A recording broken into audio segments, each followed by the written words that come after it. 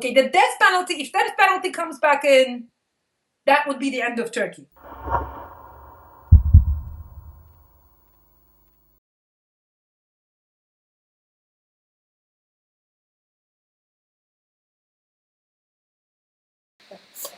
Right now, President Erdogan rules by decree, and ever since, more than 60,000 soldiers, policemen, officials, teachers were suspended, and more than 30,000 are in jail.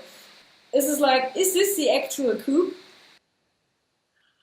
All right. The actual coup is the fact that the Gülenists have actually been able to penetrate to all levels of state to this extent. That's a coup in itself, right? That they made, look, for 10 years, until the 2010, 2011, there was a perfect Catholic marriage between Gülenists, I mean, to use the metaphor, between the Gülenists and the Erdogan government, right? They were going to run the state, and he was going to win elections and run the government, all right? Now, but at some point, I think the Gülenists made the mistake, said, well, if we're actually doing all the work, right, policing, prosecuting, legal work and all of that, why not govern as well? And there were a lot of people who actually didn't believe that this movement is actually trying to have a coup over the state. So who has allowed that coup to happen? It's the Erdogan government himself, which is so sad as a commentary, but that has come to bite him now. And now he has to undo the damage. And again, as I have said in the Gezi thing, any government who has actually done all of this and allowed this to happen should have resigned by now, right? But I don't think he is, because he thinks he's the only one, him being the major target. I mean, the guy was really going to die, right? He's in a position now to clean all of them. And apparently, once you're labeled as a Gülenist now, you can be removed from your position with no legal resort, because the state of emergency eliminates all the legal resort. Yes, perhaps a new coup, a re-coup, but the real coup was the Gülenists penetrating into these echelons of power within the state. Now they're trying to have them retreat. So Erdogan cleans up, in his own words, he cleans up in front of his own door, actually. Yes. So, and he even considers to introduce the death penalty. But what are the possible consequences? How will Turkey be like without all the people suspended and people in jail? And okay, the death penalty, if death penalty comes back in, that would be the end of Turkey. I'm not exaggerating. I think that Turkey would get, whatever that Shanghai Five, alliance that he's imagining on the sort of the Eastern Bloc will be completely off the European world and the European Council, legal system. I mean, I don't think they can go that far. I think there's going to be a very careful analysis, I think, of how these state of emergency laws and the decrees will be implemented. And I think the entire world will be watching, and he knows that. I think I'm still hopeful that he'll be very careful in persecuting and prosecuting people, and will actually look for real evidence. Any type of loyalty that is not based on rule of law should definitely be cleaned up. And I think he should definitely stay within the rule of law as he does that, because that is exactly what the Gülenists have done. That they violated every single principle of rule of law by creating these extraordinary courts, creating manufacturing evidence, really incriminating people on a wide scale to sort of further their agenda. And if he does the same thing right now, we're never going to be able to get over this. That would be a sad turn of events.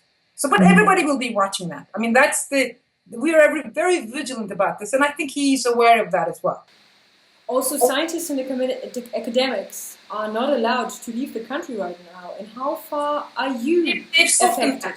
They're softened that right now, that if you're invited to a conference and if it's for academic purpose, you get the letter of invitation, you get the okay from your own rector, and now you can travel.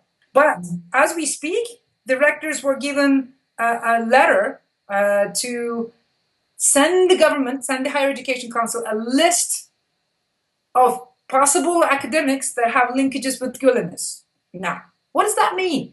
we don't walk around with this sort of, oh, I am a Gülen. I mean, the law is defined in such ambiguous terms. Anybody related to the Gülen movement, somehow affiliated, but fine. But what does that mean? Have you misused your own position? Have you violated the law? Have you done anything criminal? Well, then, yes, they should be, prosecuted and jailed and punished. But those who have nothing, who might have some sort of sympathy, whatever, fine, but have not abused their position, what do you do then? That's the thin line that's going to be, very interesting to watch. But they're all like, whoever is sympathizer, whoever is so there is a risk of a big witch hunt, which is going to be very, very dangerous. And then, of course, if that goes beyond the Gülenists and say, well, in the meantime, we'll just get rid of all the opposition. Those people who signed that petition, we'll start this can go anywhere. And that would be the really sad term. I'm still hopeful that it's not going to go there. You already mentioned it. There's this fascination for President Erdogan. He has such hardcore supporters. They are willing to die for them. But what could possibly weaken his position and his authority? Or in short, what is his weak point? What could endanger his authority? I think his authority was in danger that night. And I think he still feels the fact that, there are so many weird questions about the coup itself. I don't want to go into all these conspiratorial things, but I don't think even he can trust his immediate entourage anymore. And that's very sad. The fact that he cannot trust anybody in the state right now is already a big sign of weakness. But his biggest strength are the people. But what could weaken his position within the people? What would weaken? Well, that would be very...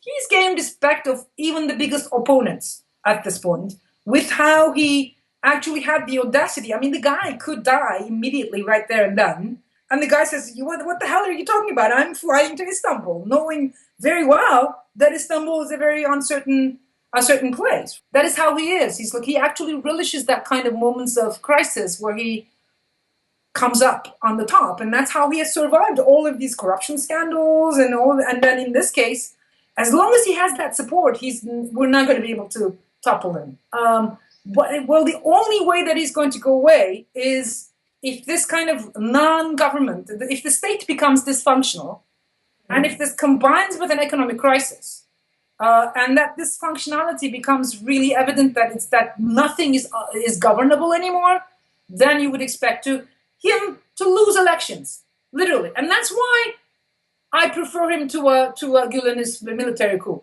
He can lose elections. We have shown that he can lose elections. On 7th of June, 2015, he actually lost election. It then started a war with the Kurds, fine, but it was possible to win in the ballot box. So the point I'm trying to make, let's wait for him to actually lose elections rather than trying to topple him, for God's sake.